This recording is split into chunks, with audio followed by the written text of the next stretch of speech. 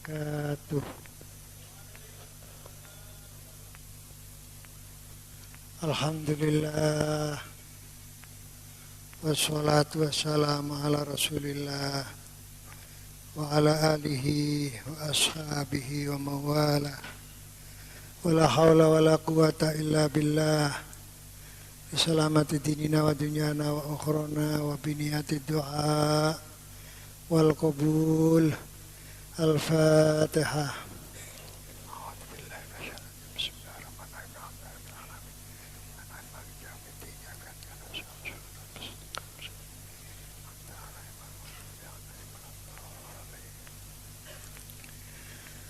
Bapak-bapak, ibu-ibu, saudara-saudara dan anak-anak sekalian, jamaah pengajian Jumat pagi yang saya hormati.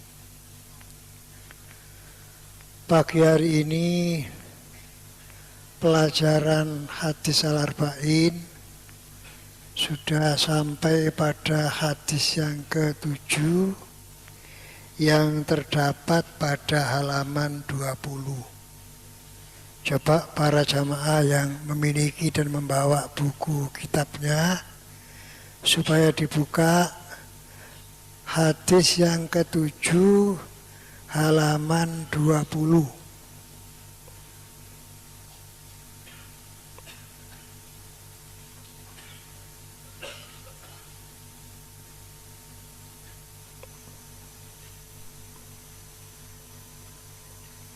Hadis ke-7 halaman 20. Bismillahirrahmanirrahim. An Abi Ruqayyah Tamim ibn Aus ad-Dari radhiyallahu anhu anna an-nabiyya sallallahu alaihi wasallam qala ad-dinu an-nasihatu. Qulna liman? Qala lillahi wa li kitabihi wa li rasulihi wa li a'immatil muslimina wa ammatihim. Rawahu Muslim.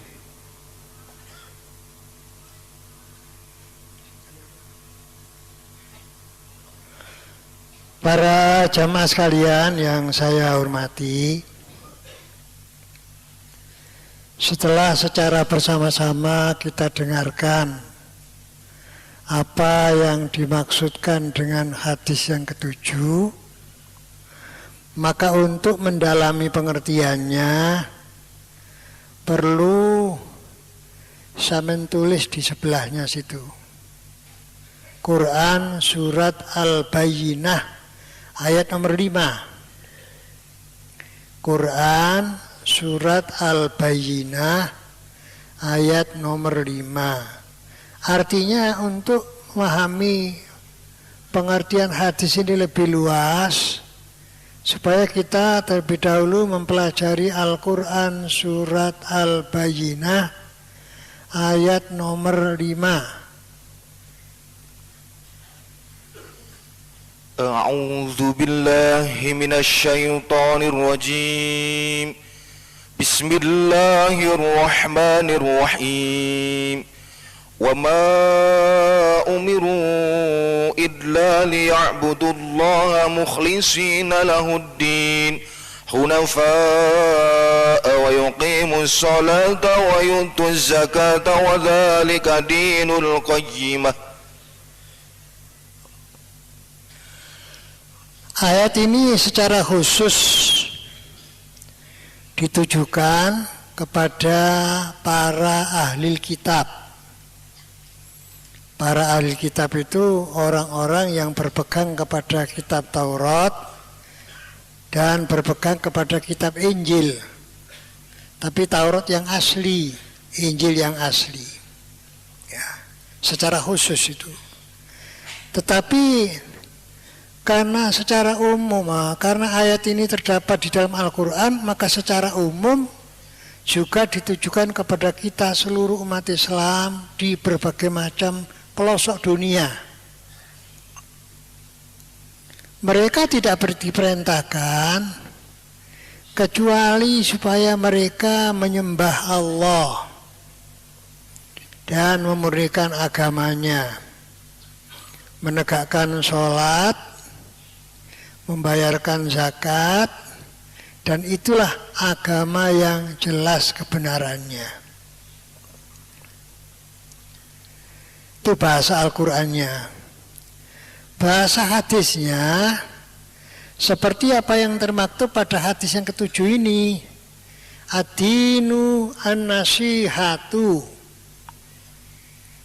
Agama itu adalah nasihat.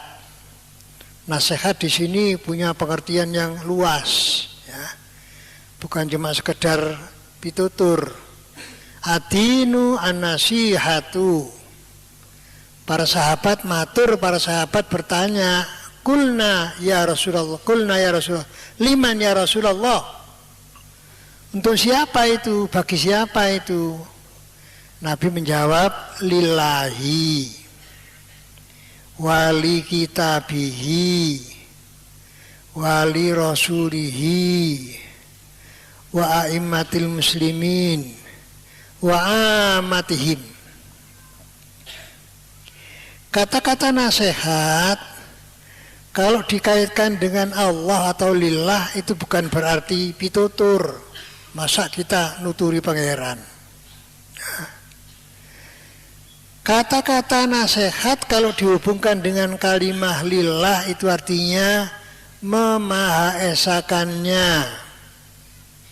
Jadi orang beragama itu nomor satu harus memahaesakan Allah, menyembah Allah. Itu artinya liya'budullah. Oleh karena salah satu pengertian lillah itu artinya menyembah Allah dan memahaesakan Allah, maka ibadah itu sendiri mempunyai pengertian yang luas, seperti yang sudah sering saya sampaikan pada forum pengajian Jumat pagi ini. Ada ibadah versi tauhid, ulama-ulama tauhid, ada ibadah versi ulama-ulama fikih, ada ibadah versi ulama-ulama tasawuf. Kalau pengertian ibadah menurut ulama-ulama ahli tauhid, sampean kalau tanya kepada ulama-ulama ahli tauhid, apa yang dinamakan ibadah itu? Beliau mesti menjawab, ibadah itu adalah memahaesakan Allah, mengagungkan Allah.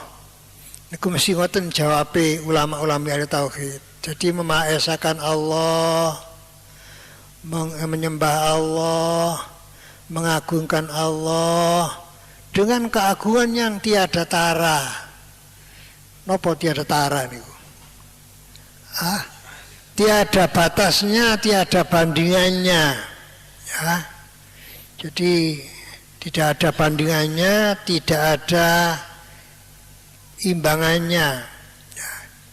Itu artinya ibadah menurut ulama ahli tauhid.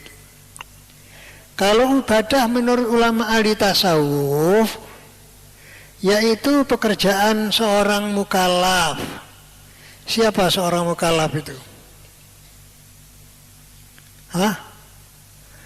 Orang yang baligh dan berakal, itu namanya mukallaf. Ya. Umurnya cukup tapi akalnya tidak waras, tidak termasuk mukallaf. Akalnya waras tapi masih di bawah umur juga tidak mukallaf, ya. Seperti anak kecil-kecil itu belum mukallaf itu, makanya tidak wajib sholat. Yang dinamakan mukallaf itu adalah orang yang usianya sudah baligh, sekaligus akalnya juga waras, ya. Nggak stres kata orang sekarang. Menurut ahli tasawuf, ibadah itu adalah pekerjaan seorang mukallaf, yaitu orang yang punya akal sehat dan orang yang usianya sudah cukup, yang berlawanan dengan kemauan hawa nafsunya. Berlawanan dengan kemauan hawa nafsunya. Hawa nafsu di sini adalah amarah. Karena amarah itu nafsu itu yang amarah selalu mengajak ke arah kejelekan. Nafsu itu kelas yang paling rendah namanya ammaratun bisu. Lalu ada nafsu lawamah, ada nafsu musawalah, ada nafsu mutmainnah. Mutmainnah ini kelasnya paling tinggi. Makanya diundang masuk surga. Ya ayyatuhan nafsul mutmainnah irji'i ila rabbiki radiyatan mardiyah fadkhuli fi ibadi wadkhuli. Itu nafsu yang paling tinggi itu, ya. Oleh karena itu salah satu doa yang perlu dibaca selesai kita sholat, Allahumma inni as'aluka nafsan mutmainnah tu'minu biliqa'ika wa tardha biqada'ika wa taqna'u bi'ata'ik. Itu salah satu doa. Kita minta kepada Allah Ta'ala supaya diberi nafsu mutmainnah.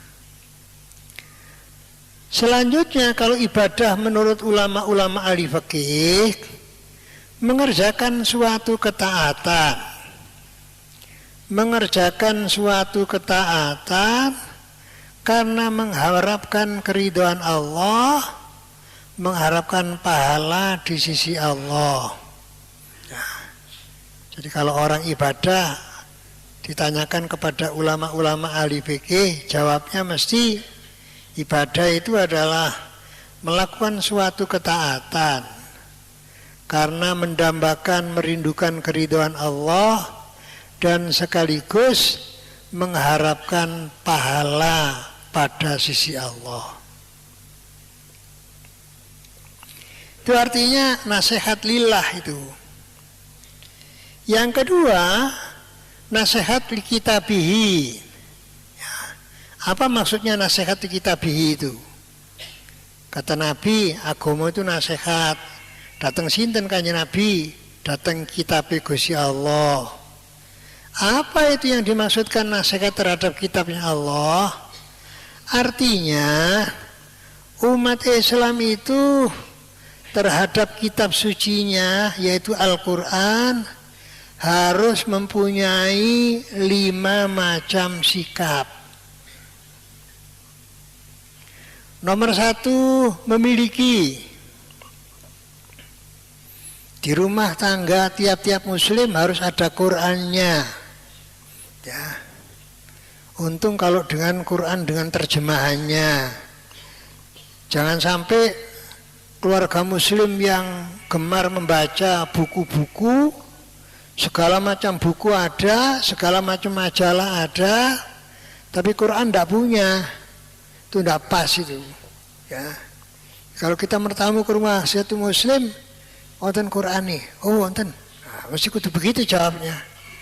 Ya, ada Qurannya, mungkin kalau coba akan terlanggar. Nah, itu kan berarti di rumahnya tidak ada Qurannya itu ya. Jadi harus punya Quran itu. Ya, untung kalau Quran itu dengan terjemahannya sekali. Ya.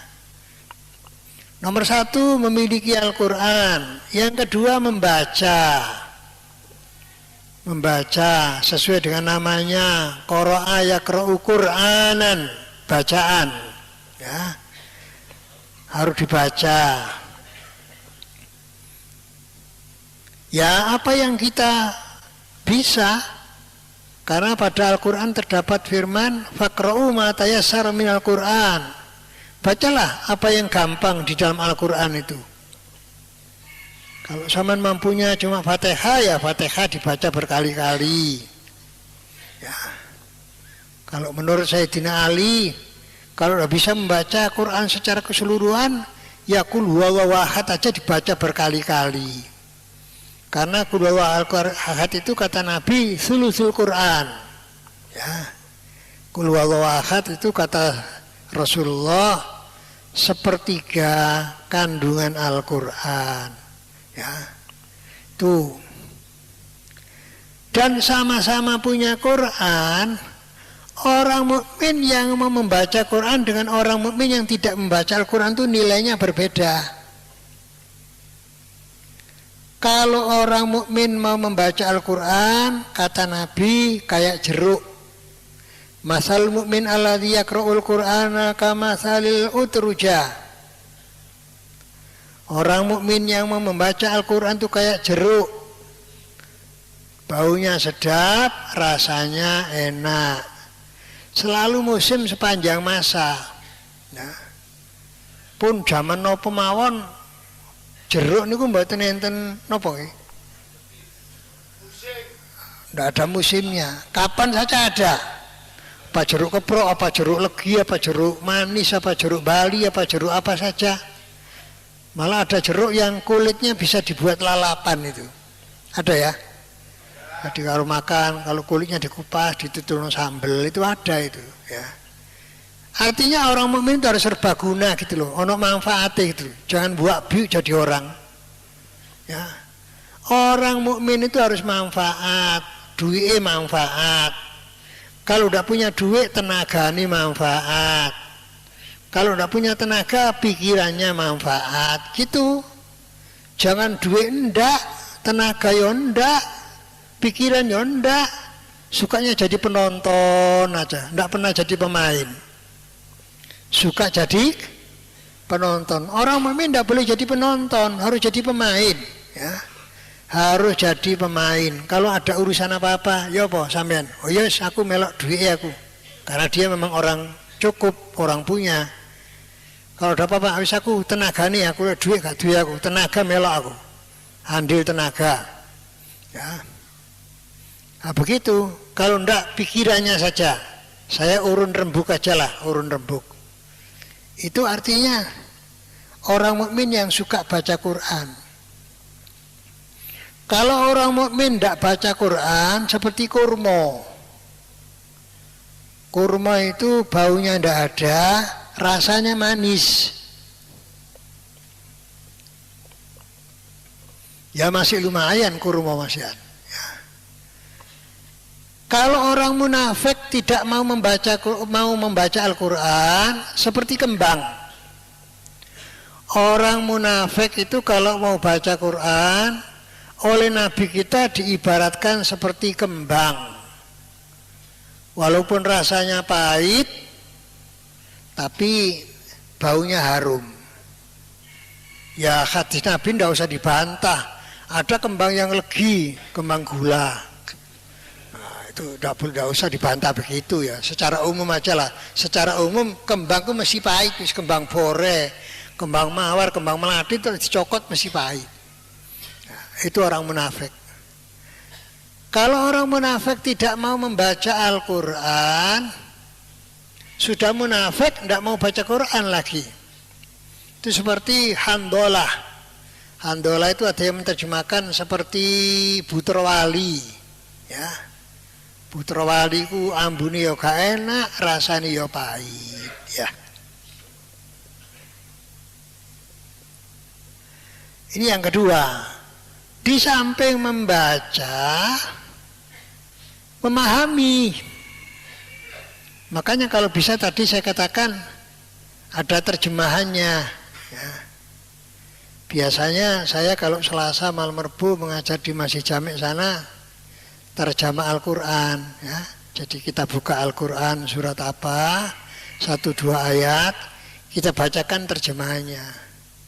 Tapi khusus untuk sementara tidak tahu sampai kapan ya, saya mohon maaf kepada para jamaah masih belum bisa mengisi pengajian Selasa malam Rebu di Masjid Jami'. Kondisinya belum memungkinkan ya. Kadang-kadang suka pusing. Nah, kalau sudah pusing tidak berani mengajar di Jami' itu karena masuk radio amatir itu. Jadi walaupun yang datang cuma 10, 20, 30 orang, tapi yang mendengarkan berarti sak kota Madya Malang itu. Karena masuk radio ya. Itu saya mohon para jamaah maklum. Ya mudah-mudahan Jumat ini lo lancar ya. Jumat ini lancar ya, dipaksakan bisa mengisi mudah-mudahan. Ya Sementara seluruh pengajian saya itu yang saya andalkan cuma Jumat ini aja. Kalau lain-lainnya itu ya sering diwakili anak-anak itu, tidak bisa langsung datang sendiri. Ya, membaca Al-Quran, memahami Al-Quran. Ya, kalau tidak dipahami orang sok salah paham. Misalnya ada pujian. tombo ati iku 5 wernani. Maca Al-Qur'an angen-angen sak manane kudu weteng ingkang luwe. Satu hari tidak makan sama sekali ya tidak boleh itu. Salah itu ya. Yang dimaksudkan kudu weteng ingkang luwe itu adalah makanlah supaya kita hidup. Artinya setelah makan kita mencoba mencari apa gunanya saya hidup ini. Jangan hidup untuk makan. Lain ya. Makan supaya hidup dengan hidup untuk makan. Lain itu. Kata orang Arab ini, peribahasa bukan hadis. Al-akil yakul ya'ish wal jahil ya'ishul yakul. Orang yang berakal sehat itu adalah orang yang makan supaya hidup. Ya. Makan supaya hidup itu artinya makannya tidak berlebihan. Ya. Jadi kalau sampean masuk rumah makan Padang, ya, saya paling suka masakan Padang itu. Begitu masuk warungnya, sampean temui penjualnya, ya, bisa pesen saya nasi ikan telur. Jadi berarti satu piring nasi telur 1. Ya paling 2, paling banyak 2 lah. Kalau sama ndak ngomong sama pedagangnya disuguhi sego sak piring setengah diimbu bareng kok. Terus iwake tok 20 piring. Iya. Rumah makan Padang memang caranya begitu. Itu sudah tradisi rumah makan Padang di mana-mana itu, di mana-mana. Saya tahu di mana-mana itu begitu, ya. Waktu di Hong Kong itu saya makan nasi Padang, ya model gitu, ya, model macam-macam gitu. Itu kalau tidak dipesel, ya mesti begitu. Ya. Itu sajane kurang bagus itu, ya. Jadi lebih baik kalau zaman ke rumah makan Padang, begitu kita sampai masuk di warungnya, sama penjualnya sama ngomong, saya ikan telur. Ya dikein dokter. Kalau tidak ngomong, ya. Tidak campur, yaitu nasi sak piring, iwake 5 piring, macam 5. Lah itu diratani dipangan kabeh kan tomak jadinya, ya. Tomak. Kalau jadi pemimpin ngentekno duit rakyat tok itu. Ya. Karena apa? Menghabiskan duitnya rakyat. Karena apa? Tomak orangnya, ya. Nah, itu makanya coba dibuka Misbah surat Al-A'raf juz 9 ayatnya 30 kalau tidak salah.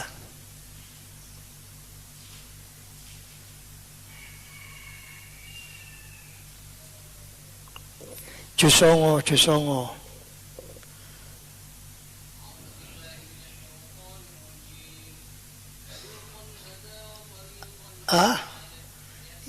Ya Bani Adama 31 apa 30? Ya Bani Adama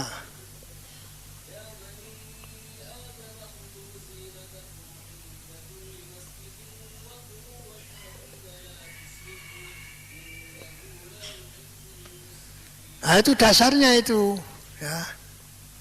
Dasarnya, ya. Ya Bani Adam khudzu zinatakum inda kulli masjidin wa kulu washrabu wa la tusrifu innahu la yuhibbul musrifin. Wahai manusia, kenakanlah pakaianmu ketika sholat. Masjid di sini artinya sholat. Nah, jadi memahami Al-Quran tuh kalau tidak tahu mesti tanya kepada ahlinya. Ya. Kalimahnya masjid, tapi yang dimaksudkan sholat, sesuatu yang terjadi di masjid itu. Itu namanya kalau ngaji coro ilmu pondokan, ya, aliyah kelas 3 itu, anak-anak aliyah kelas 3, ku disebut majas mursal. Majas mursal itu yang disebut panggenane, tapi yang dimaksud apa yang terjadi di tempat itu. Banyak bahasa Jawa yang termasuk majas-majas gini nih. Contohnya meres santen. Meres, oh, santen kok diperes. Meres parutani kelopo cek dadi. adus kali. Masuk adus kali. Adus banyu kali. Ya, talangi bocor. Masuk talangi itu mudhun dhewe. Ya, itu namanya majas. Ya bani Adam khudhu zinatakum inda kulli masjid ay inda kulli salat. Wahai manusia, kenakanlah pakaianmu yang bagus-bagus. Paling tidak yang suci. Ketika kamu sholat, bukan ketika masuk masjid.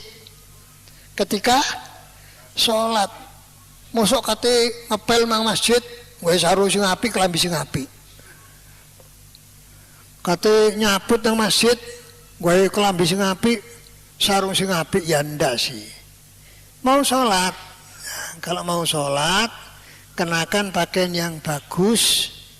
Kalau punya yang bagus, terutama sholat Jumat, ya, paling bagus itu mengenakan pakaian serba putih kalau bisa. Kalau punya sholat berjamaah apa saja, terutama jamaah Jumat, karena jumlah jamaahnya jauh lebih besar dibandingkan dengan jamaah selain Jumat, kalau bisa mengenakan baju putih, paling tidak polos, ya, polos. Jangan pakai baju bergambar, jangan pakai baju bertulisan macam-macam, ya. Kalau pakai baju tulisan atau bergambar, apalagi jamaahnya paling depan, itu bisa mengganggu konsentrasi, kekhusyukan jamaah yang ada di belakangnya. Ya. Itu artinya memahami Al-Quran, mengamalkan Al-Quran sesuai dengan kemampuan. Apa yang diperintahkan oleh Al-Quran itu kalau mampu kita kerjakan, kalau tidak mampu kita akui kebenarannya. Yang dibenarkan Al-Quran kita benarkan, yang disalahkan Al-Quran kita salahkan. Itu maknanya li kitabihi. Wali rasulih. Agama itu nasihat untuk rasulnya. Apa nasihat untuk Rasul itu kita nuturi Nabi, sahabat nuturi Nabi? Enggak. Ya. Nasihat untuk Rasul itu mengikuti perilakunya menurut kadar kemampuannya. Kalau tidak bisa tingkat ibadahnya Rasulullah, ya dimulai dari yang ringan-ringan saja. Makan. Rasul itu kalau dahar duduk, ya. Kalau dahar duduk. Sebelum dahar baca doa. Allahumma barik lana fima razaqtana wa qina adzabannar. Selesai dahar doa. Alhamdulillah at'amana wa saqona wa ja'alana muslimin. Itu kalau anak sampean ngaji di TPQ, Taman Kanak-kanak Islam, mesti diajari itu doa sebelum makan, doa sesudah makan. Dan kalau makan usahakan duduk. Sekarang itu ada acara resmi, sengaja orang bikin acara resepsi. Ndak ono kursi ini, ndak ono karpete. Namanya standing partai. Bahasa sing rada lincip, standing partai. Artinya standing partai itu mangan ambek ngadeg, riwa-riwi sana, riwa-riwi sana. Gak mari-mari bala-bala embo ae. Wong ngene mangan ambek riwa-riwi kae dipangan 20-an melorot, 20-an melorot dadi kurang terus wis gak mufakat badok. Nah, supaya agak modern istilahnya standing partai katanya. Kita tidak usah bikin acara standing partai, ya. Kita bikin acara apa? Ngelesot partai. Ya wis. Ya pakai kursi apa pakai karpet gitu. Oh yang diundang banyak. Ya cari gedung yang luas. Kalau enggak ya enggak usah nyewa gedung. Ya sederhana aja, enggak usah sak kampung diundang KB. Ya diundang sak kadare aja. Kalau kita gitu kan pamer namanya. Ya. Namanya apa? Pamer. Marilah kita belajar untuk tidak pamer-pamer ya. Ya, enggak pamer-pamer. Monggo kula kali sampean soyo sami-sami belajar. Nindakaken napa-napa niki cuma setunggal tujuanipun kepingin oleh ridhani Gusti Allah. Ngoten nggih. Wali aimatil muslimin. Ya. Nasihat untuk siapa itu? Untuk tokoh-tokoh pemimpin-pemimpin Islam. Sampean kalau punya pemimpin, apa pemimpin organisasi, apa pemimpin apa saja, itu kalau salah ditegur, ya, dinasehati, ya, dinasehati. Sebab apa? Ibarat orang sembahyang, makmum boleh menegur imam, imam boleh menegur makmum. Malah dulu pernah saya terangkan, sarana bagi makmum untuk menegur imam itu lebih luas dibandingkan dengan sarana imam menegur makmum. Kalau imam boleh menegur makmum kan sebelum takbiratul ihram. Sebelum takbiratul ihram, imam boleh menegur makmum. Makanya begitu qomat, imam sebelum takbir menengok ke belakang. Coba itu Pak, barisannya ya, barisannya yang lurus. Itu yang renggang-renggang dimasuki itu. Moga-moga maju-maju, ya, maju. Nah, itu imam. Tapi kalau sudah sholat tidak boleh menegur makmum, tidak boleh. Tapi kalau makmum kan tidak. Sholat pun boleh menegur imam. Sembayang dohor mesti ini petang rokaat, rokaat tahiyat awal, imami kok lali jari makmum subhanallah. Nah, kalau menegur begitu caranya, subhanallah. Kenapa Islam kok memberikan tuntunan kita menegur imam itu dengan ucapan subhanallah, kok tidak dengan bahasa manusia? Ini salah satu alasan kenapa Majelis Ulama Kabupaten Malang menyesatkan agama ajaran di Lawang sana, sholat pakai bahasa Indonesia. Memang itu tidak boleh kita di dalam sholat menggunakan bahasa manusia. Oleh karena itu dibimbing, dituntun. Kalau sampean jamaah di mana saja, imamnya kok salah, subhanallah. Nah, mesti begitu negornya. Jangan menegur dengan bahasa manusia. Wahai tahiyat awal lungguh gak lungguh, jari makmumi lungguh aja. Ya apa? Batal apa enggak? Makmum sebelahnya malah melok, sembahyang ngomong aja. Ya apa? Batal. Jari imami, selamat aku mendengai. Udah karu-karuan kabeh itu jadinya, ya. Nah, ini satu contoh, ya. Mugi-mugi amal-amal saya para jamaah dipun rahmati Allah, pinaringan umur sing barokah, rezeki sing barokah, ilmu sing barokah, manfaat dunia akhirat. Astagfirullah.